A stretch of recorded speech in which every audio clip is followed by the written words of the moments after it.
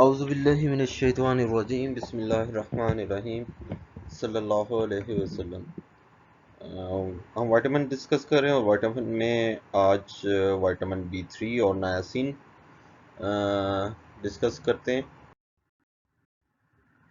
It's not a strictly vitamin. इससे पहले हमने विटामिन डी के मामले में भी ये देखा है। हमने फर्स्ट लेक्चर में ये डिस्कस किया था कि जितने भी विटामिन हैं वो एसेंशियल्स हैं सवाए दो विटामिन के। 13 में से ये दो विटामिन, जो विटामिन डी है वो स्किन बनाती है, किसी हद तक बना लेती है, इवन के 90% तक भी बना सकती है। और विटामिन जो ये नायासिन है, ये ट्रिप्टोफेन जो अमीनो एसिड है उससे बॉडी बायोसिंथेसिस इसकी कर सकती है। अगर नायासिन बाहर से नहीं लेते, डाइट में नहीं लेते, तो ट्रिप्टोफेन से बॉडी जो है वो नायासिन बायोसिंथेसिस उसकी कर लेती है। लेकिन ये कोई इजी प्रोसेस नहीं है। इसमें जो है दूसरे विटामिन भी इन्वॉल्व होते हैं और इस प्रोसेस में, और ये कॉस्टली प्रोसेस है। तकरीबन 60 मिलीग्राम ऑफ विटामिन ट्रिप्टोफेन जो है वो 1 मिलीग्राम ऑफ डाइट्री नायासिन, जो कि आप डाइट से ले सकते हैं इजीली, वो आपको प्रोड्यूस करके देगा। तो अमाइनो एसिड जो कि ट्रिप्टोफेन है वो कॉस्टली चीज़ है। बॉडी डिफरेंट प्रोसीजर्स के बाद जो है उनकी बायोसिंथेसिस करती है। उससे आप जो है एक विटामिन बनाए, तो ये कोई अक्लमंदी वाली बात नहीं होती। Niacin was discovered as a nutrient during the studies of pellagra. Pellagra जो है डिजीज है, उसके दौरान जो है, जैसे पहले भी फर्स्ट लेक्चर में भी डिस्कस हुआ कि मोस्ट ऑफ टाइम ये विटामिन जो है डिस्कस ही डिजीजेस के आने के बाद हुए। जब कम्युनिटी में कोई खास डिजीज स्प्रेड हुई, उसके बाद रेट्रोग्रेडली उन्होंने देखा कि क्या वजह हो सकती है। तो एट दैट टाइम जो है उन्हें आइडिया हुआ कि डाइट में कुछ ऐसी चीज़ें थी जिसकी डेफिशिएंसी की वजह से कम्युनिटी में कोई ख़ास सिम्टम्स एंडेमिक हो गए हैं। तो प्लेग्रा जो है वो डिज़ीज़ थी जिसकी वजह से नायासिन जो है डिस्कवर हुआ, जैसे बेरी बेरी की वजह से थायमीन डिस्कवर हुआ। नायासिन जो है वो एनरिच्ड ग्रेन्स में भी हो सकता है, सीरियल्स है, मिल्क है, मीट्स हैं, स्पेशली लिवर है। एक जो चीज़ ख़ास है वो ये है, कॉर्न जो है, जो वो लो सोर्स है विटामिन नायासिन का, जो क्योंकि और मोस्ट ऑफ टाइम जो हमारे पहाड़ी इलाके हैं, नॉर्दर्न एरियाज़ हैं, उनमें कुछ ख़ास जो अपर साइड्स हैं, उधर हमारी जो गंदुम इतनी नहीं होती। मकई ही बनाई जाती है, मकई ही काश्त की जाती है, उसी का आटा यूज़ किया जाता है। तो इन सच केसेस जो है और वहाँ सनरेज भी बहुत जो है वो एक्सपोज होती हैं एक ख़ास इंटेंसिटी के ऊपर। तो उन एरियाज़ में चांसेस होते हैं प्लेग्रा के भी और नायासिन डेफिशिएंसी के भी, क्योंकि जो कॉर्न है उसमें जो है वो लो क्वांटिटी होती है नायासिन और ट्रिप्टोफैन की। Niacin nicotinic acid is a substituted pyridine derivative. Pyridine derivative two compounds have the biological activity of niacin, nicotinic acid and nicotinamide. Nicotinamide में जो ये कार्बोक्सिल ग्रुप है, ये जो है रिप्लेस हो जाता है अमाइन ग्रुप से। इनकी जो ये जो इसमें N है, ये कॉन्ट्ररी फॉर्म में होता है, इसलिए हमेशा इनको NAD प्लस और NADP प्लस जो है लिखा जाता है।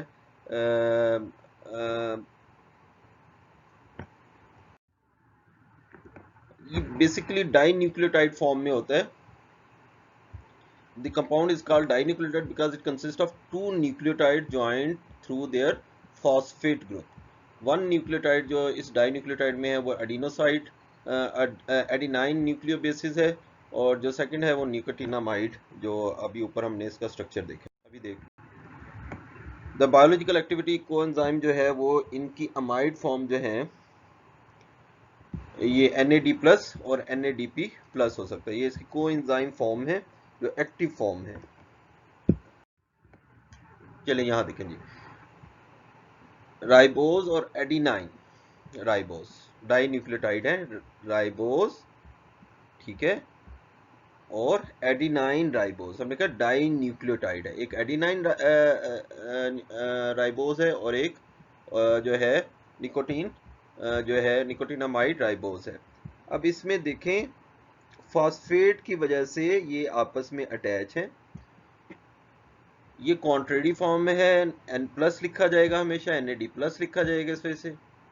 हाइड्राइड जो कि हाइड्रोजन एटम प्लस 1 इलेक्ट्रॉन है, वो जब इसमें ऐड होगा तो फिर ये हमारा NADH बन जाएगा। ठीक है, NAD प्लस और NADP plus serve as a coenzyme in oxidation reduction reaction. जहां भी ऑक्सीडेशन रिडक्शन रिएक्शन है और वो सिट्रिक एसिड साइकिल और आपका इलेक्ट्रॉन ट्रांसपोर्ट चेन में बहुत इंपॉर्टेंट रिएक्शंस हैं ये। ठीक है, the coenzyme undergoes a reduction of pyrimidine ring bye accepting a hydride ion.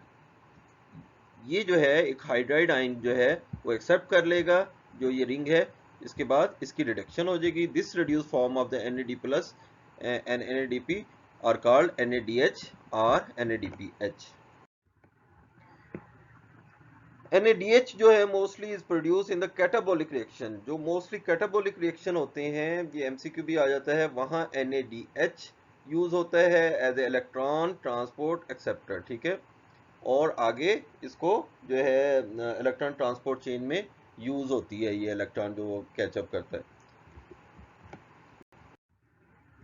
A various chemical reaction, the NADP plus picks up an electron from a glucose or becomes NADH। जब glycolysis होती है, ठीक है, catabolic reaction जो है उसमें NADP plus जो है वो इलेक्ट्रॉन कैरी टेकअप करता है और NADH बन जाता है। This NADH along with another molecule flavin adenine dinucleotide, इसको नेक्स्ट विटामिन में देखेंगे, will ultimately transport electrons to the mitochondria where they all can harvest energy stored in the electron। ठीक है, पूरा एक कैटाबोलिक जो पैथवे की कैस्केड है उसमें डिफरेंट स्टेप्स के ऊपर जैसे ही कार्बन कार्बन जो बॉन्ड है वो ब्रेकअप होता है, उधर से एनर्जी रिलीज होती है इन टर्म ऑफ हाइड्राइड और इलेक्ट्रॉन। इस एनर्जी को उस लेवल के ऊपर टेकअप करने के लिए ये हमारे पास समझे एक बैटरीज हैं। थोड़ी देर के लिए किसी एक जगह से एनर्जी हासिल की और आगे जाके डिलीवर कर दी, चार्ज हुई और डिस्चार्ज हो गई। ठीक है, चार्ज होती है एक स्टेप के ऊपर, इलेक्ट्रॉन टेकअप करती है और आगे जाके इलेक्ट्रॉन ट्रांसपोर्ट चेन में उसको कैश करवा लेती है। ठीक है, ये सारा आप इलेक्ट्रॉन ट्रांसपोर्ट चेन में और सिट्रिक एसिड साइकिल में ये फिनोमिना देखेंगे।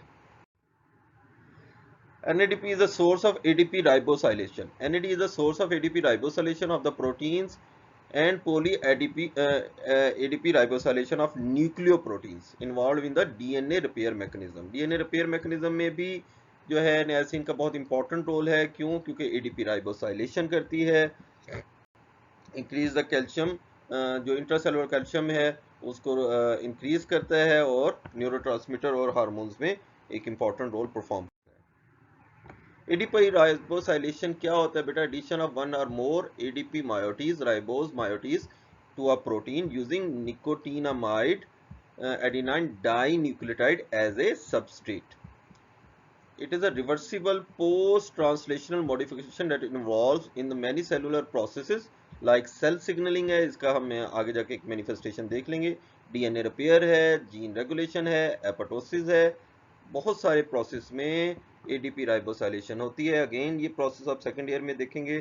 ठीक है, अभी सिंपल ये प्रोसेसेस देख लिए कि सेल सिग्नलिंग है, DNA रिपेयर है, जीन रेगुलेशन है, एपोटोसिस के प्रोसेसेस में ये सभी बॉडी के बहुत अहम मेटाबॉलिक प्रोसेस हैं, उसमें ADP राइबोसाइलेशन होती है। ADP राइबोसाइलेशन में NADP NAD जो है एज ए को सबस्ट्रेट, ठीक है, एज ए को सबस्ट्रेट एक्ट करता है, को एंजाइम यानी कि एक्ट करेगा और जो है हेल्प आउट करेगा सारे प्रोसेस में। ट्रीटमेंट ऑफ हाइपरलिपिडीमिया, जैसे कि कहते हैं चिकनाई बढ़ी हुई है, ब्लड में जो है वो चिकनाई के लेवल बढ़े हुए हैं, तो उनकी डिफरेंट ट्रीटमेंट्स हैं। उन ट्रीटमेंट्स में जो नायासिन एट 100 मिलीग्राम डोज जो है विटामिन B3 जो है वो एज ए ट्रीटमेंट यूज होती है। नायासिन strongly inhibit the lipolysis in the adipose tissue, the primary producer of the circulating free fatty acid.